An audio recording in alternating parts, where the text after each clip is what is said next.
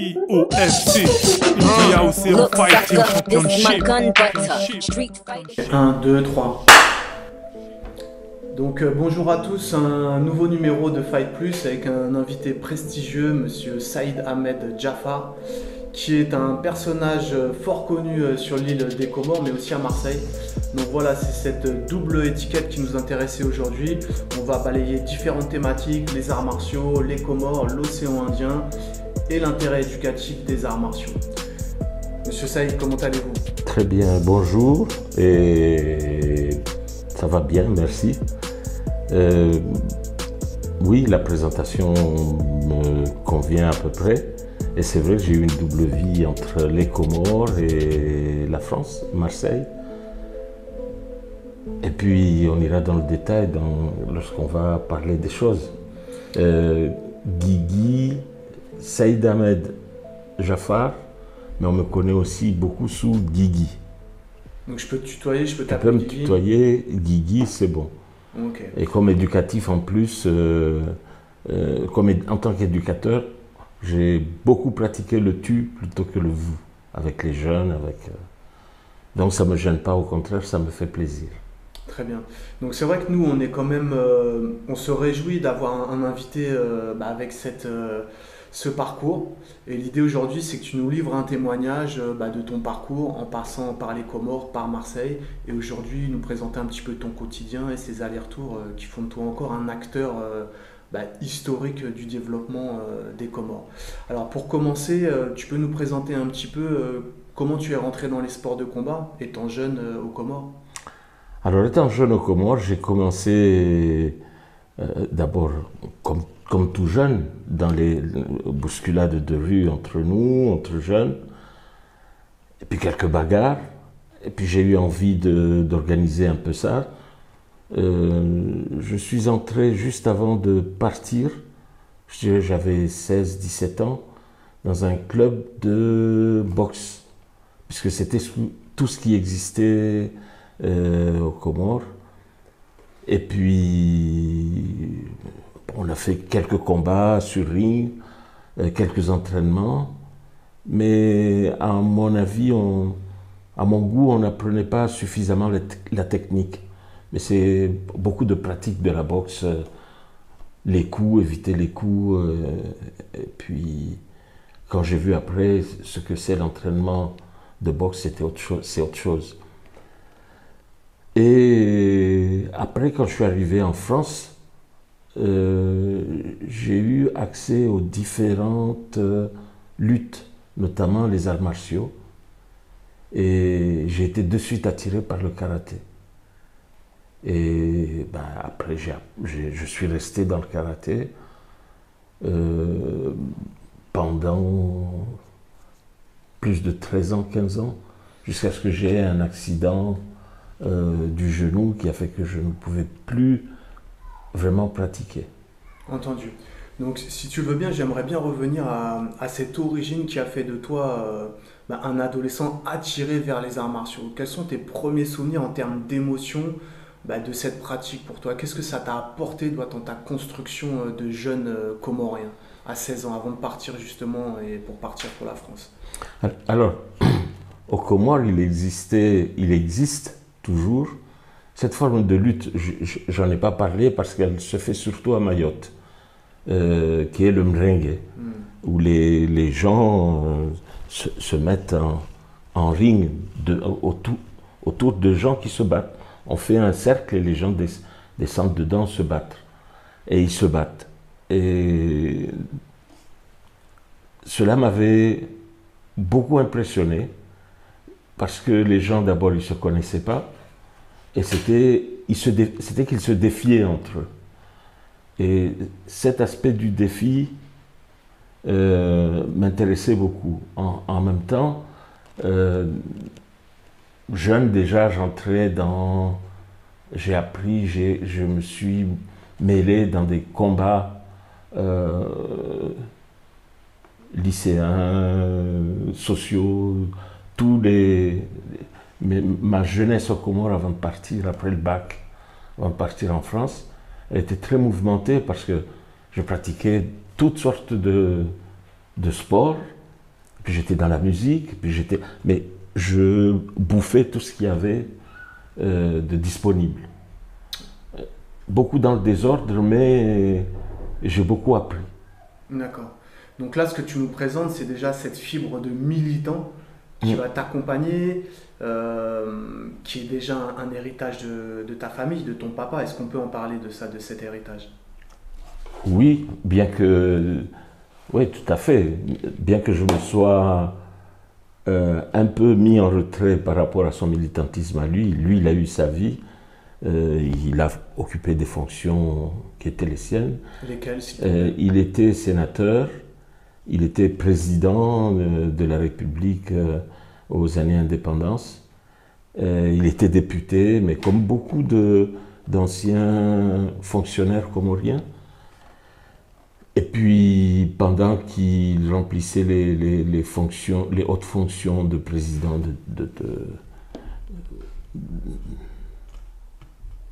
pendant qu'il était aux affaires, moi j'étais en France.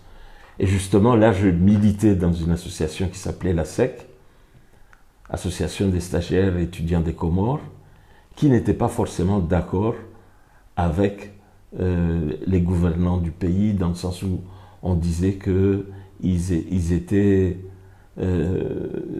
sous obédience de la France colonialiste. D'accord.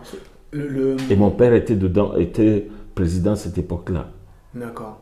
Donc ce combat que tu livrais à la fois sur le tatami, tu nous l'as dit, quand tu es arrivé en France, tu as démarré le karaté de façon officielle, avec des moniteurs, parce que là aussi le karaté était en plein développement sur la métropole, et à la fois ce combat militant. Quelles sont les passerelles que tu pourrais présenter aujourd'hui aux jeunes et leur montrer justement l'intérêt de s'investir dans les arts martiaux?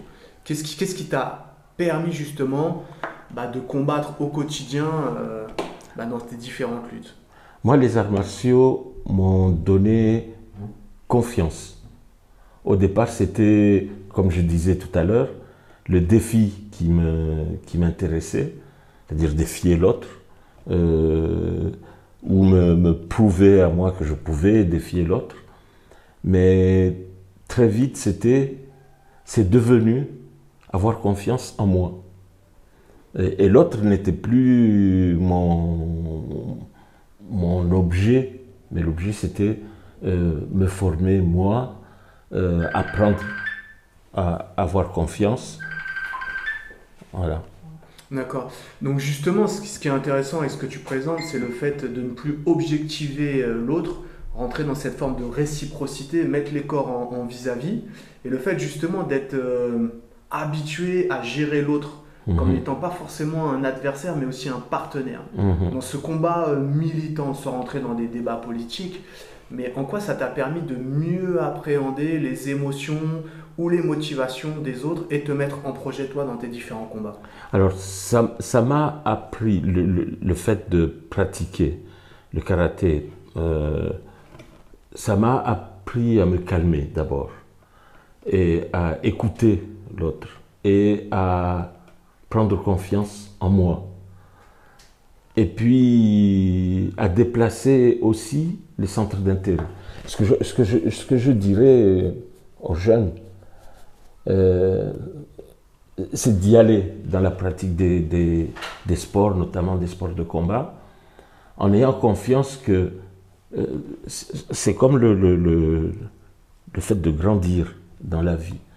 On y va d'abord pour prouver qu'on est fort, ou pour prouver qu'on existe et qu'on est là, qu'on peut faire face aux autres. Mais très vite, on prend confiance en soi, on n'a plus besoin de montrer à l'autre qui on est. Et je pense que cette force-là, quand on l'a dans nos combats, on craint moins l'adversaire, on craint moins l'autre, on a plus confiance. Moi, en tout cas, ça m'a aidé dans toutes mes luttes, notamment les luttes militantes, qui ont fait que j'avais moins peur que certains d'entre nous, de l'adversité, de faire face aux autres, qu'après tout, on était tous des humains, que j'étais capable de faire attention aux choses, de me défendre, mais que j'avais pas besoin justement de me défendre. D'accord. Le contexte qui était celui des années 70-80, quand tu as démarré ta carrière d'éducateur sur Marseille, est-ce que tu peux nous faire un retour sur cette ambiance au travail et en quoi justement les arts martiaux t'ont permis d'être plus sûr dans ta démarche en direction des autres, dans ta démarche aussi en direction des différentes institutions et collectivités avec lesquelles tu as travaillé dans les Bouches-du-Rhône? Alors, je suis allé en France dans les années en 71 et je suis arrivé dans mes pratiques professionnelles d'éducateur beaucoup plus tard. Donc déjà, on arrivait aux années 90 par là. Et j'avais déjà eu un parcours donc dans les arts martiaux. Et j'ai fait la formation d'éducateur spécialisé. Et j'ai travaillé comme éducateur de rue. Et précisément en tant qu'éducateur de rue, on ne sait pas qui on a en face. On ne sait pas ce qui... Et justement, on va vers l'adversité avec comme objectif de calmer l'autre, de le ramener à des mesures à des attitudes, des mesures plus civilisées, plus, je dirais, socialement acceptables. J'ai eu à faire face des fois à des gens, par exemple, à une animation, un jeune qui avait un peu bu et qui avait cassé une bouteille et qui menaçait. Et je crois que par mon attitude, je suis arrivé à l'approcher, à discuter avec lui et à lui enlever le tesson de bouteille qu'il avait dans la main et à l'accompagner, le calmer. Je ne peux pas dire comment dans les faits ça s'est déroulé, mais je sais que j'avais l'âme tranquille, j'avais confiance, et il a dû le sentir aussi, et que je n'étais pas agressif. Ben c'est ça, l'âme que j'ai eue dans la pratique des arts martiaux. D'accord. Au niveau de votre suivi justement des adolescents, des différents enfants avec qui vous avez eu à travailler, en quoi le sport vous permettait justement d'avoir un contact privilégié avec les jeunes? Le sport comme le reste, c'est-à-dire ce qui était intéressant, c'est d'être polyvalent. Avoir une âme saine dans un corps sain. Et le sport aide beaucoup en cela. Mais avoir des pratiques, toutes sortes de pratiques. Et là, je passe un peu à l'éducatif. Pas que le sport, mais apprendre tout ce qu'on peut apprendre. On peut apprendre à faire de la mécanique, c'est une forme de sport de l'esprit. Apprendre à faire de la menuiserie, apprendre à se contrôler, à contrôler son corps à travers le sport, le physique. Donc, tout ce qui nous ouvre au monde, tout ce qui nous ouvre à la société est bon à prendre pour les jeunes. Et moi, j'en viens particulièrement à la question des arts martiaux, là où c'est possible, parce que moi, j'ai eu la chance et l'occasion de le pratiquer en Europe. Et j'y ai tellement cru, j'étais tellement dedans, que j'y ai amené mes enfants dans les arts martiaux, dans le quartier. À tel point que l'un de mes enfants, aujourd'hui, est dans les sports de haut niveau, dans le karaté. Il en est, je pense, au niveau du 4e dan de karaté. Je n'avais pas atteint, moi, ce niveau-là, parce que de mon temps, quand on avait la ceinture noire, on était considéré comme quelqu'un de dangereux, donc on était fiché. Et moi, j'étais militant, où parfois on était amené à lutter dans l'adversité, contre des mouvements politiques de la fac de droit. Moi, j'étais de la fac d'Aix, de la fac de lettres. Droit et lettres, c'est un peu la gauche et l'extrême gauche, et la droite et l'extrême droite en France. Donc, et dans les mouvements étudiants, des fois ça chauffait, même physiquement. Et je ne tenais pas à, un jour, si on m'arrêtait, à être identifié comme porteur d'armes blanches comme on disait, quand on avait la ceinture noire. Donc, je n'ai pas passé cette ceinture noire. Un peu, aujourd'hui, je regrette un peu que dans le contexte, ça nous limitait un peu. Donc, j'ai continué à faire du karaté pendant longtemps, sans plus passer de ceinture. Et là, ce que ça m'amène à dire que il faut la pratiquer, non pas, il faut pratiquer les arts martiaux, non pas dans l'objectif de se montrer, de montrer qu'on est capable d'eux, mais surtout se forger soi-même une identité, se forger soi-même une force qui nous permette d'avancer. Et ce qui fait aussi que, bon, c'est pas grave si j'ai pas passé des ceintures. J'ai eu l'accident à mon genou qui a fait que je n'ai plus pu aller très loin, mais je garde l'esprit du karatéka et dans tout ce que je fais, je pense que j'ai cet esprit-là. D'accord, j'aimerais qu'on revienne sur le contexte qui a été le tien et qui est celui aussi de la cité phocéenne au quotidien. On voit que Marseille fait l'actualité par ses faits de violence, par le fait politique, parce qu'il y a une activité qui est bouillonnante aussi. Est-ce que tu pourrais nous parler un petit peu de cette lente maturation de la cité phocéenne qui fait qu'aujourd'hui, elle est sur les headlines, elle est en tête des actualités, je veux dire négatives, en ce qui concerne la jeunesse française aujourd'hui? Alors, là, c'est la question un peu de mon bilan d'éducateur, parce qu'aujourd'hui, je suis éducateur à la retraite. Mais quand j'étais actif, j'ai eu accès à beaucoup de pratiques, je dirais, éducatives qui amenaient les jeunes, qu'on pouvait prétendre structurer les jeunes. Et il y avait des budgets prévus pour ça. J'ai fait 2 camps au Sahara avec des jeunes. On allait au ski, on allait en promenade, on allait à la mer, on passait des brevets, on faisait toutes sortes d'activités avec les jeunes. Et vers la fin de ma pratique d'éducateur, on n'avait plus les moyens. Donc, si on voulait organiser un camp Sahara ou camp de ce style-là, on lui dit non, on n'a plus l'argent pour faire ça. Les collectivités territoriales ne peuvent pas. Et en fait, même les associations, beaucoup ont fermé, ont mis la clé sous la porte. Et celles qui existaient avaient des budgets réduits à plus de moitié. Donc, c'était devenu la vache maigre, le social, la vache maigre des pratiques éducatives.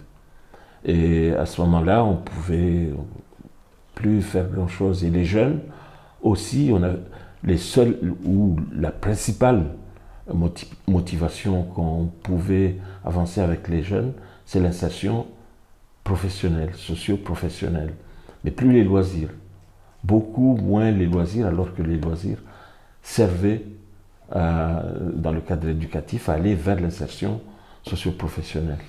Et cela a mené que sur la fin, les jeunes, quand ils n'ont pas de retour, de solutions, de propositions, de projets à eux, sont très facilement ouverts vers d'autres pistes, notamment vers les pistes de la drogue, où ils trouvent du répondant à travers les dealers qui leur proposent des sous pour ce qu'on appelle chouffer. En France, chouffer, c'est seulement surveiller et prévenir, sans toucher à la drogue. Ils gagnaient beaucoup d'argent. Et quand on allait leur proposer une formation, un stage, ils se moquaient de nous en disant « Qu'est-ce que je vais gagner? Je vais gagner 500 € par mois. Moi, en chouffant, je gagne 2000 € par jour. Je peux gagner 2000 € par jour. Je ne gagne pas 2000 € par jour, mais je peux gagner beaucoup d'argent par jour à côté de ce que tu me proposes. » Et sur la spécificité de la communauté comorienne, quand je dis comorien, ça englobe aussi les Mahorais aussi pour toi? Pour moi, le Comorien, c'est l'ensemble, c'est les 4 îles des Comores. Okay. La spécificité des Comoriens sur Marseille, cette assimilation, elle a été plus difficile selon toi que pour les Italiens, pour les gens venus des pays de l'Est, pour les Maghrébins. C'est quoi la particularité des Comoriens sur Marseille, selon toi? Je pense que chaque groupe, chaque migration a ses spécificités.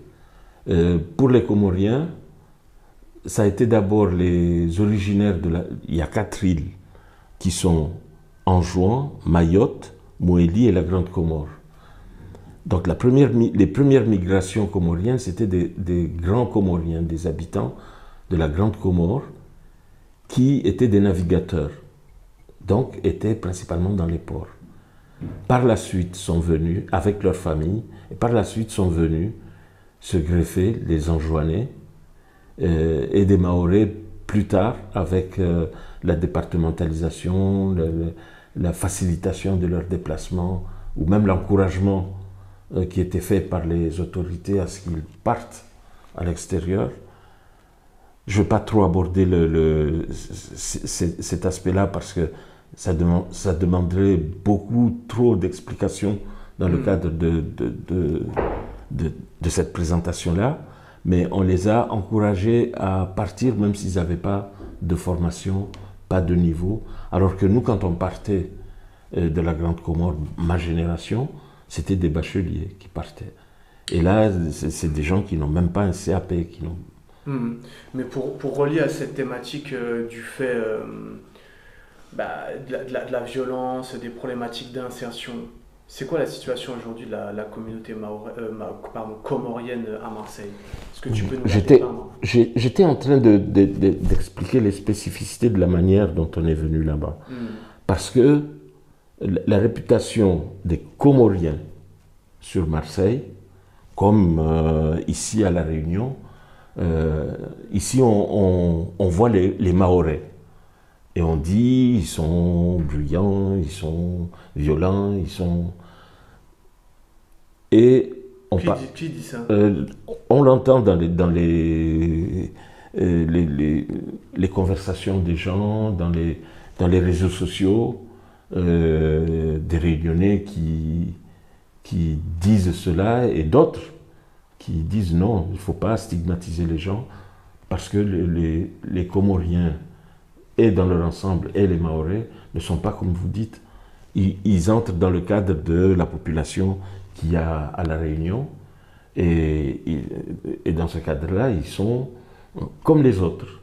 Ils ne sont pas plus délinquants que les autres, mais dans le milieu où ils vivent, il peut y avoir de la délinquance. Je fais ce parallèle pour dire qu'à Marseille, aujourd'hui, les jeunes qui entrent dans le cadre de la drogue et qui se font même parfois tuer, sont entrés dans le cadre de la société française à Marseille et on trouve parmi eux des Maghrébins, des Comoriens, d'autres, mais on dirait qu'on est plus visible que les autres parce que, et c'est vrai, il y a aujourd'hui beaucoup plus de Comoriens qui sont tués, assassinés que d'autres. Mais ce phénomène-là, moi je pense que c'est plus aujourd'hui un phénomène de génération qu'un phénomène de groupe social, d'appartenance à une communauté. D'accord. J'ai une question, le jeune qui habite aujourd'hui aux Comores, est-ce qu'il arrive avec la situation locale à se projeter sur un avenir dans son île? Très difficilement. Là aussi, c'est la complexité de la situation.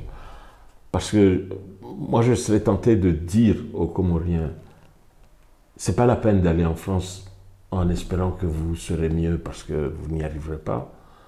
Mais quand je vois comment ils sont traités aux Comores, c'est-à-dire les gens qui font des études n'ont pas de projet qui leur donne envie de devenir un grand scientifique, un grand, je ne sais pas, avoir des projets comme on pourrait avoir à l'extérieur. On a des gens qui ont bac plus 4, bac plus 5 et qui sont plongeurs. On les rencontre aussi en Europe, c'est en France. ces jeunes qui ont fait des études et qui ne sont rien. Mais la spécificité des Comores, c'est qu'il n'y a rien. C'est-à-dire que même celui qui veut s'en sortir, les choses ne sont pas développées pour qu'on s'occupe d'eux. D'accord. Donc l'insertion, elle est très difficile pour les Comoriens. Et les projets, on parle de renforcer les projets pour la jeunesse, mais on ne fait pas de projet pour la jeunesse. Alors justement, moi je voulais qu'on aborde un projet en direction de la jeunesse, c'est celui de l'appareillage fédéral du MMA dans l'océan Indien, donc sous l'égide de la Fédération internationale amateur. Alors je sais qu'il y a des pourparlers qui ont été initiés en direction du comité olympique comorien. La semaine prochaine, tu vas aux Comores. Est-ce que c'est un discours, toi, qui te semble intéressant justement pour apporter un plus et une actualité aux jeunes Comoriens qui ont envie de faire des sports de combat, tout simplement? Est-ce que c'est quelque chose qui pourrait plaire à l'institution olympique locale? Intéressant en plus d'un titre. D'abord, la jeunesse, elle est, comme je disais, il manque des perspectives, mais elle est réceptive aux projets, aux solutions qui s'offrent. Aujourd'hui, par exemple, c'est le football qui est sur les devants avec les sélacantes et les jeunes qui veulent de plus en plus être de bons footballeurs pour pouvoir jouer, comme on voit qu'aujourd'hui, depuis 2015-2016, les Comoriens jouent à l'international et qui jouent même à l'extérieur dans différents groupes internationaux. Dans les arts martiaux, partant de cet exemple-là, on peut ouvrir une brèche pour que les Comoriens aussi s'intéressent aux arts martiaux, qu'ils en fassent un sport de masse d'abord. C'est-à-dire pas forcément leur dire que vous serez de super karatéka, de super champions, mais dire que vous saurez pratiquer et peut-être participer à la fédération comorienne pour les MMA et mettre les MMA en route aux Comores, faire en sorte que ça existe sur l'ensemble des îles. Parce que moi, je pense, quand je parle des Comores, je ne parle pas d'une île en particulier. Je pense que ça devrait pouvoir se développer à Mayotte, comme à la Grande Comore, en Jean ou à Moélie, et qu'il y ait des relais pour que les arts martiaux puissent devenir un sport de masse, déjà. En conclusion, et pour finir, avant de te remercier de ta visite, est-ce que le jeune Guigui de 12-13 ans, s'il avait pu pratiquer le MMA, il en aurait fait? Et est-ce que tu penses que d'autres compatriotes... Je pense que non seulement j'en aurais fait, mais j'aurais fait des émules. Comme là où on a pu briller, c'est dans la musique. Il y a eu beaucoup de gens qui nous ont suivis dans le secteur de la musique et qui aujourd'hui sont devenus des stars. Nous, on l'était au niveau des îles. Si le MMA avait existé aux Comores à mon époque, je pense qu'on serait... J'aurais pas été le seul attiré par cela, mais ça se serait... Mais c'est pour ça qu'il faut le développer. Il y a pas... On ne peut pas regretter le fait que ça n'ait pas existé de notre temps, mais il faut avoir envie aujourd'hui que ça existe, de faire en sorte, il faut avoir envie de faire en sorte que ça existe, que ça ait une force et que ça mobilise la jeunesse. Monsieur Guigui, merci infiniment pour ton temps, pour cette attention en direction de notre chaîne UFC. Donc voilà, pour nous c'était un plaisir, on est vraiment dans cette filiation d'ouverture culturelle, de pratique plurielle, et pour ça on te remercie infiniment. À bientôt. Merci. EOFC, India Ocean Fighting Championship. Street fighting.